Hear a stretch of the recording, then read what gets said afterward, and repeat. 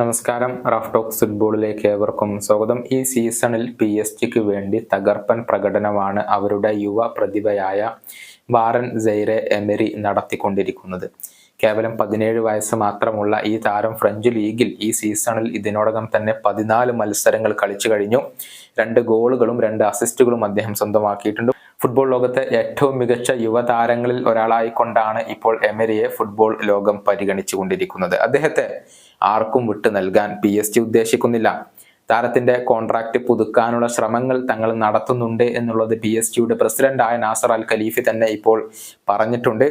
Emery PSG Steven Gerard ആവാൻ താൻ ആഗ്രഹിക്കുന്നു എന്നുള്ള കാര്യവും ഖലീഫ് ഇപ്പോൾ കൂട്ടിച്ചേർത്തിട്ടുണ്ട്. അദ്ദേഹത്തിന്റെ വാക്കുകൾ ഇങ്ങനെയാണ്: വാറൻ സൈറെ എമറിയുടെ പുതിയ കോൺട്രാക്റ്റിന്റെ കാര്യത്തിൽ ഞാൻ വളരെയധികം കോൺഫിഡന്റ് ആണ്. അദ്ദേഹം PSG സ്റ്റീവൻ ജെറാർഡ് ആവാൻ ഞാൻ ആഗ്രഹിക്കുന്നു. എക്കാലവും അദ്ദേഹം PSG തന്നെ തുടരാനാണ് ഞാൻ ആഗ്രഹിക്കുന്നത്. അദ്ദേഹം പാരീസിൽ നിന്നുള്ള ഒരു താരമാണ്. ക്ലബിനെ വളരെയധികം ഇഷ്ടപ്പെടുന്നു.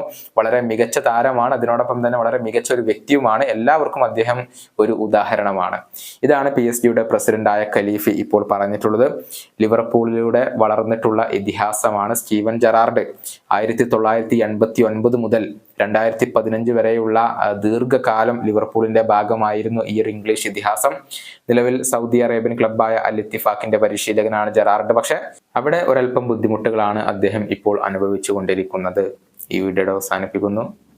കാണാം.